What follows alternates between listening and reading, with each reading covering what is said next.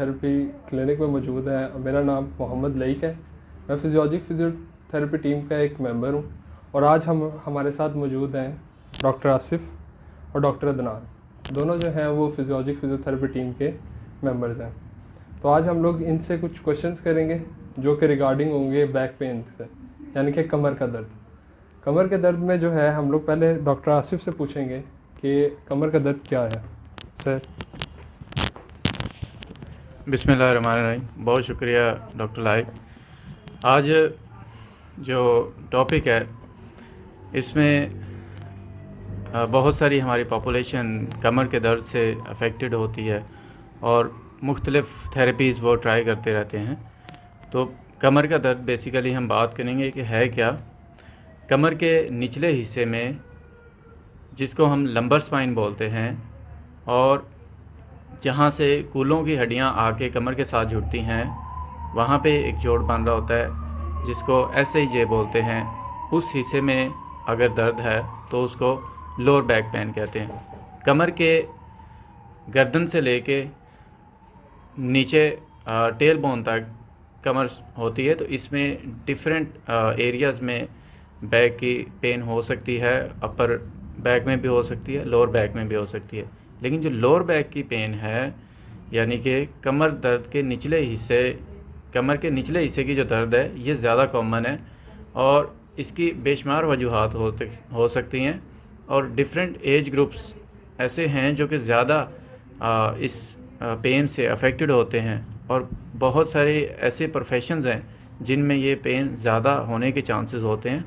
तो अगर हम प्रोफेशंस की बात करें तो ऐसे लोग जो ज़्यादा सिटिंग करते हैं, ऐसे लोग जिनका ज़्यादा रेपिटेटिव कमर के ऊपर मूवमेंट्स हो रही होती हैं, उनकी कमर के दर्द निकलने के ज़्यादा चांसेस होते हैं। या सेडेंट्री लाइफस्टाइल है तो उसकी वजह से भी उनकी कमर की दर्द ज़्यादा होने के चांसेस होते हैं।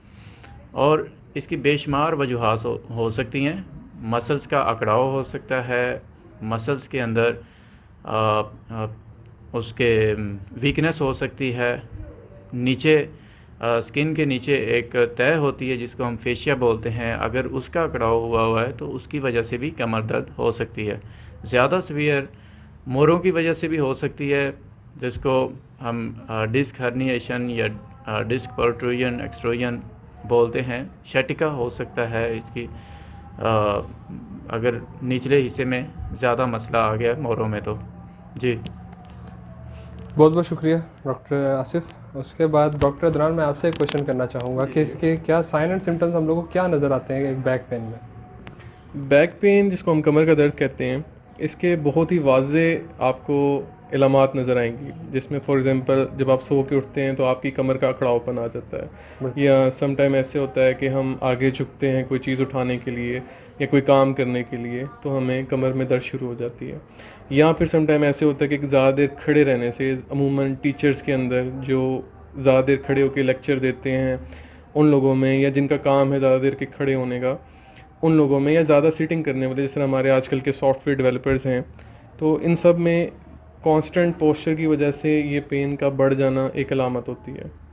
और इससे हमें एक ज़ाहिर होता है कि इस कमर के अंदर कुछ ना कुछ प्रॉब्लम चल रही है, जिसकी वजह से हमें ये दर्द का एहसास आ रहा है, जिसको हमें एड्रेस करना चाहिए, उसकी प्रॉपर ट्रीटमेंट लेनी चाहिए।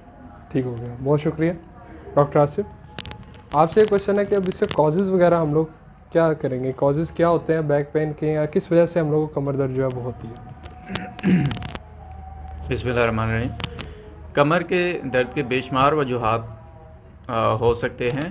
वो पोस्चरल इम्बैलेंस हो सकता है, या गलत पोस्चर हो सकता है, मस्कुलर इम्बैलेंस हो सकता है, मसल्स का अकड़ाव हो सकता है, मसल्स की वीकनेस हो सकती है, नीचे स्किन के नीचे एक लेयर होती है उसको फेशिया बोलते हैं, उसका अकड़ाव हो सकता है। अगर मोरों में मसला है या फेसेट जॉइंट्स में मसला है तो उसकी वजह से भी कमर की दर्द आ सकती है। अगर कुछ ऐसी गायनोकोलॉजिकल कंडीशंस होती हैं औरतों में जिनमें ज़्यादा पेन हो रही होती है, प्रेगनेंसी के दौरान पेन का बढ़ जाना, ये, और अगर हमारी स्पाइन का जो एक नॉर्मल कर्वेचर है अगर वो चेंज हो जाता है नॉर्मल कर्व्स बने होते हैं उनमें उसका कर्व जो है बढ़ जाता है या कम हो जाता है, तो उसकी वजह से भी कमर दर्द आ सकती है। अगर एक्सीडेंटल हिस्ट्री भी हो सकती है, कोई चोट की हिस्ट्री भी हो सकती है जिसमें कमर की दर्द आ सकती है। ज़्यादा जो सीवियर होती है वो अगर मसल स्ट्रेन हुआ है तो उस केस में ज़्यादा सीवियर पेन हो रही होती है, मसल्स के स्पैज़म में हो रही होती है पेन ज़्यादा सीवियर। और तीसरा जो शैटिक नर्व है, यानी कि जिसको शैटिका बोलते हैं, डिस्क के अंदर अगर कोई प्रॉब्लम है तो उसकी वजह से भी ज़्यादा सीवियर पेन, बैक एक हो रही होती है। बहुत शुक्रिया डॉक्टर आसिफ। डॉक्टर अदनान, आपसे ये क्वेश्चन है कि हमारी ये पेन जो कमर की दर्द है ये कितना अरसा चलती है? देखिए, इसमें बहुत ही मुख्तलिफ राय मौजूद हैं। कुछ हमारे जो लेटेस्ट स्टडी हैं वो कहती हैं कि ये कमर की दर्द 99% दुनिया के लोगों को ज़िंदगी में एक दफ़ा होती है, लेकिन ये ख़ुद ब खुद ठीक भी हो जाती है और कई लोगों में ख़ुद ब खुद ठीक नहीं भी होती। सही। और अमूमन जो इसका टाइम स्पेन है वो होता है 4 से 6 हफ़्ते। फॉर एग्ज़ाम्पल, हमें किसी वजह से या कोई वज़न उठाने से, कोई चोट लगने से अगर हमें कोई कमर की दर्द निकली है तो अमूमन उसको 4 से 6 हफ़्ते के अंदर ठीक हो जाना चाहिए। अगर वो इस ड्यूरेशन के अंदर ठीक नहीं होती तो इसका मतलब है कि उसके अंडरलाइंग कोई और वजह या कोई और कॉज मौजूद है जिसको हमें एड्रेस करना चाहिए। ठीक। अब इसकी मैं आपको एक छोटी सी एग्जांपल दे देता हूँ कि अगर हमारी कोई मस्कुलर स्पैज़म की वजह से कोई पेन आई हो या पट्ठों के अकड़ाव की वजह से कोई दर्द आई हो तो वो 4 हफ़्ते के अंदर, 6 हफ़्ते के अंदर ठीक हो जाती है। लेकिन अगर कोई कमर की दर्द डिस्क बल्ज की वजह से या मोरों में नस दब जाने की वजह से आ रही है तो वो 4 से 6 हफ़्ते में भी ठीक नहीं होती, वो मुसलसल कांस्टेंट रहती है। तो उसको आप जब तक उसका इलाज नहीं करेंगे, मेडिसिन नहीं लेंगे या थेरेपी नहीं करवाएंगे तो वो दर्द तब तक ठीक नहीं होगी। ठीक है। बहुत शुक्रिया डॉक्टर अदनान।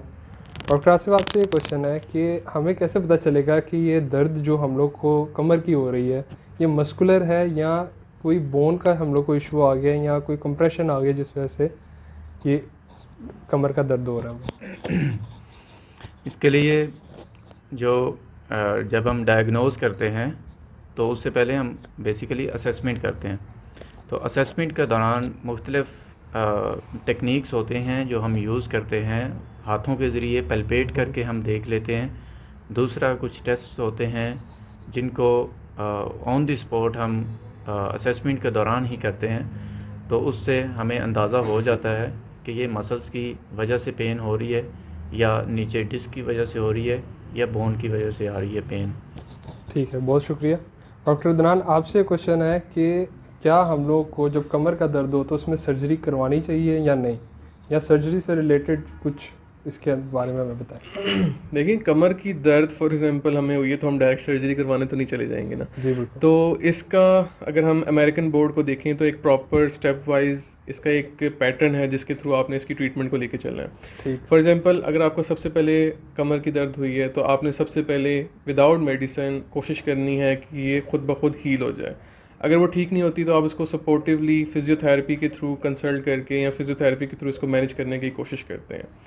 लेकिन अगर अंडरलाइन कॉज ऐसा है कि वो फिजियोथेरेपी से भी मैनेज नहीं हो सकता तो फिर सेकंड चीज़ होती है एपिड्यूरल इंजेक्शन, जो हम एनेस्थीसिया के डॉक्टर से लगवाते हैं और वो हमारी जो बैक पेन है उसको ठीक करने में इस्तेमाल आता है। अगर वो प्रोसीजर भी फेल हो जाए तो हमारे पास थर्ड ऑप्शन आती है सर्जरी की, जो हमारे पास लास्ट रिजोर्ट के तौर पे यूज़ होती है।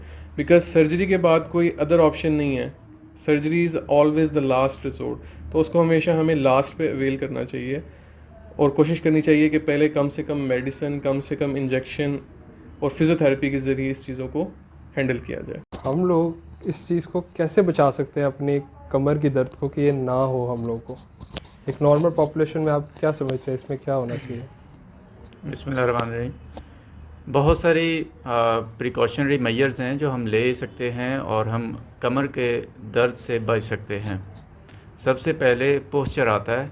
जब हम सिटिंग करते हैं तो उसमें एक प्रॉपर पोस्चर होता है जिसमें कमर स्ट्रेट होनी चाहिए। अगर चेयर पे बैठे हैं तो बिल्कुल नीचे से चेयर के साथ हमारी बेस जो है वो बिल्कुल चेयर की बैक के साथ लगनी चाहिए और दरमियान में कोई गैप नहीं होना चाहिए। कार पे बैठते हैं तो कार के अंदर हमारी जो कार की बैग होती है सीट की और हमारी बैग वो बिल्कुल एक दूसरे के साथ टच में आनी चाहिए और बिल्कुल एक नॉर्मल पोस्चर में बैठना चाहिए। अगर हम ज़्यादा झुका के बैठेंगे कमर को तो उसमें कमर के दर्द के ज़्यादा चांसेस होते हैं।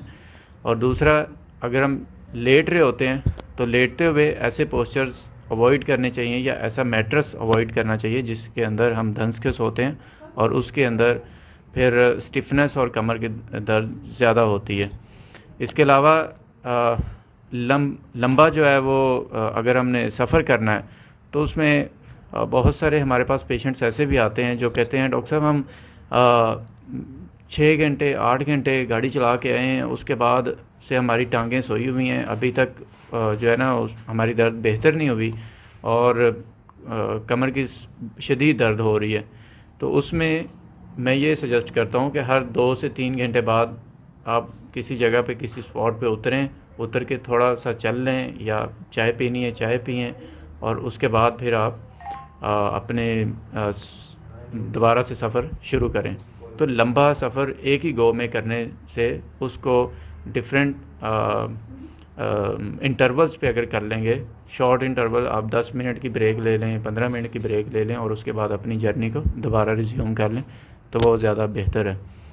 पोस्चर बहुत इम्पोर्टेंट है, इस पे ज़रूर जो है हमें फोकस करना चाहिए। मस्कुलर इम्बैलेंस है तो उसको बेहतर करने के लिए फ़िज़िकल एक्टिविटी करें। फ़िज़िकल एक्टिविटी करने में कुछ ऐसी एक्सरसाइजेज़ होती हैं जो हम करते हैं तो हमारी कमर के पट्टे जो हैं मजबूत रहते हैं तो हमें दर्द नहीं होती। तीसरा ये है कि बहुत सारे लोग ऐसे भी हैं जो जिम में जाते हैं और उनको दर्द निकल आती है, तो वो गलत एंगल के ऊपर अगर वेट उठाते हैं या ऐसा वेट उठाते हैं जो उनसे हैंडल नहीं हो रहा, तो ऐसा वेट उठाने से या इतना ज़्यादा वेट उठाने से अवॉइड करें और अगर वेट उठा रहे हैं तो सही एंगल पे अगर उठाएंगे तो वो काफ़ी हद तक हम दर्द से बच सकते हैं। जी ठीक है, बहुत शुक्रिया डॉक्टर आसिफ। डॉक्टर अदनान, आपसे क्वेश्चन है कि हम किस तरीके से एक फ़िज़ियोथेरेपी को यूज़ करते हुए हम लो बैक को कैसे ट्रीट कर सकते हैं? देखिए, फ़िज़ियोथेरेपी एक बहुत ही जदीद इलाज है जिसमें हम बग़ैर सर्जरी, बग़ैर दवाइयों के एक बंदे की दर्द को और उसकी तकलीफ़ को दूर करते हैं। अब फ़िज़ियोथेरेपी के अंदर क्या क्या होता है कि हम अपने हाथों के ज़रिए चेक करते हैं कि पेशेंट को मसला क्या है, उसका पोस्चर चेक करते हैं, उसकी जो बोन की अलाइनमेंट है उसको ठीक मतलब उसको चेक करते हैं क्या वो अपनी जगह पे मौजूद है या वो डिफरेंट बैड पोस्चर के अंदर मौजूद है। और कुछ हमारे पास ऐसी मशीन्स होती हैं या ऐसे आलात होते हैं जिसकी मदद से वो हम पेशेंट को ट्रीट करने में उसकी हेल्प करते हैं। लेकिन मैं समझता हूँ कि 70 से 80% जो इफ़ेक्टिवनेस है वो हमारे हाथों के ज़रिए जो हम मरीज़ों को चेक करते हैं उसमें है। ठीक है, तो इसमें ना कोई दर्द तकलीफ़ दे कोई मसला आता है, ना इसमें कोई हम इंजेक्शन लगाएंगे, ना कोई दवाइयाँ देंगे, ना कोई जेल देंगे। सिंपल आपको अपने हाथों के ज़रिए और वर्जिशें करवा के आपकी दर्द को ठीक करने की कोशिश करेंगे। ठीक है, बहुत शुक्रिया डॉक्टर अदनान। डॉक्टर आसिफ, आप कोई अपना personal experience regarding low back pain आप मुझे हमें बताना चाहें? मेरे 2-3 पेशेंट्स ऐसे थे जिनको मैंने थेरेपी स्टार्ट की तो उन्होंने हिस्ट्री में बताया, डॉक्टर साहब हमें साल 1.5 साल हो गया है, हमारी दर्द बिल्कुल भी ठीक नहीं हो रही और हम MRI भी करवाते हैं तो उसमें भी कुछ नहीं आता। डॉक्टर्स के पास जाते हैं, वो मेडिसिन लिख देते हैं कि ये हफ़्ता खा लें, 2 हफ्ते खा लें, 3 हफ्ते खा लें, उसके बाद दर्द ठीक हो जाएगी, लेकिन उसके बावजूद हमें दर्द होती रहती है। तो जब असेसमेंट की और असेसमेंट में पता चला कि एक पेशेंट ऐसे थे जिनकी मसल्स का अकड़ाव था और उसकी वजह से उनको दर्द हो रही थी। दूसरे एक ऐसे पेशेंट थे जिनकी मसल्स की स्ट्रेंथ ठीक थी, उनकी अलाइनमेंट ठीक थी, लेकिन वो जिस मैट्रेस के ऊपर सो रहे थे वो ज़्यादा नरम था तो वो धंस के सोते थे, तो उसमें उनका पोस्चर ख़राब हो रहा था और उसकी वजह से उनको पेन आ रहा था। और दूसरा जो जब वो जूता पहनते थे वो हार्ड सोल वाला जूता पहनते थे, जिसकी वजह से उनके टांगों में अकड़ाव आया हुआ था, तो उसकी वजह से ऊपर बैक पेन हो रही थी। एक पेशेंट ऐसे भी आए जिनको फिज़िकली तो कोई ऐसा मसला नहीं था, लेकिन उनको कॉन्स्टिपेशन की वजह से कमर दर्द हो रही थी। अब कॉन्स्टिपेशन, कुछ पेशेंट्स ऐसे होते हैं या कुछ इंडिविजुअल्स ऐसे होते हैं जिनको कॉन्स्टिपेशन एक लंबे अरसे से रहती है और उसकी वजह से उनको पाइल्स, हेमरॉइड्स डेवलप हो जाते हैं और साथ में उनको कमर दर्द स्टार्ट हो जाता है। तो मुख्तलिफ़ वजूहात की बिना पे पेशेंट्स हमारे पास आते हैं, मुख्तलिफ़ सिम्टम्स के साथ आते हैं, तो हमने डायग्नोस करके, असेसमेंट करके डायग्नोस करना होता है कि किस वजह से हो रही है पेन, ताकि हम उस वजह को ट्रीट करें और उनकी दर्द ठीक हो जाए। ठीक है, बहुत शुक्रिया। सेम क्वेश्चन आपके लिए भी डॉक्टर अदनान, आपका कोई पर्सनल एक्सपीरियंस? कमर दर्द के साथ मैंने काफ़ी मरीज़ देखे हैं जिसमें डिफरेंट वजूहात के साथ थे, लेकिन जैसे डॉक्टर आसिफ हैं, मैं इनके साथ एग्री करूँगा कि कुछ मरीज़ ऐसे होते हैं जिनका ना एक्सरे में कुछ पता लग रहा होता है, ना उनका एमआरआई में कुछ पता लग रहा होता है, तो डिफरेंट न्यूरोसर्जन, ऑर्थोपेडिक सर्जन्स को दिखा दिखा के दवाइयाँ खाते हैं, लेकिन उनका कोई हल नहीं निकल रहा होता। तो अंडरलाइन कॉज अगर आप उनकी ढूंढने चाहें तो वो बड़ी सिंपल सी होती है, जैसा कि उनकी कोई हैबिट हो सकती है कि वो चेयर पे डिफरेंट स्टाइल से बैठते हैं, और जिस तरह हमारे मोस्ट कॉमनली मैंने एक लास्ट डेज में एक बैंकर को देखा था, तो बेसिकली लॉन्ग सिटिंग और उनकी जो चेयर थी वो बैड पोस्चर के ऊपर अडेप्ट कर चुकी हुई थी, जिसकी वजह से उनको हमेशा 2-3 घंटे बैठने के बाद उनको पेन आती थी, और वो इतनी परसिस्टेंस थी कि वो 2 से 3 साल से ऐसे ही चलते जा रहे हैं। उन्होंने जगह जगह अपने एक्सरे करवाए, एमआरआई दिखाई, दवाइयाँ खाई, लेकिन किसी चीज़ से वो इलाज नहीं हो सका। और एज अ फिज़ियोथेरेपिस्ट मैंने क्या किया, उनको जस्ट एक उनके कमर को, पट्ठों को स्ट्रॉन्ग करने की वर्जिशें बताईं और उनको सिर्फ अर्गोनॉमिकली थोड़ी सी चीज़ें गाइड की कि आपकी चेयर ऐसी होनी चाहिए, आपका पोस्चर ऐसा होना चाहिए, आपकी डेली लाइफ में आपकी एक्टिविटीज़ ऐसे परफॉर्म होनी चाहिए। और अल्हम्दुलिल्लाह विद इन 3 to 4 वीक्स उनको कोई दर्द नहीं थी और वो हंसी खुशी अपनी ज़िंदगी गुजार रहे थे। चलिए, बहुत बहुत शुक्रिया, बहुत बहुत शुक्रिया दोनों का। उम्मीद है हमारे नाज़रीन को इस सेशन से ये पता चल गया होगा कि लोअर बैक पेन क्या है और इसकी क्या कॉजेज़ है और किस तरीके से ये प्रोग्रेस करती है। इसमें जो है फर्दर हम लोगों ने थोड़ा ये भी डिस्कस किया है कि फ़िज़ियोथेरेपी का क्या रोल है इन सब में। उम्मीद है नाज़रीन को इस वीडियो से फ़ायदा पहुंचा होगा, और अगर आपको भी इस तरह की कोई कमर दर्द है तो फिजियोलॉजिक फ़िज़ियोथेरेपी क्लिनिक से रब्ता करें।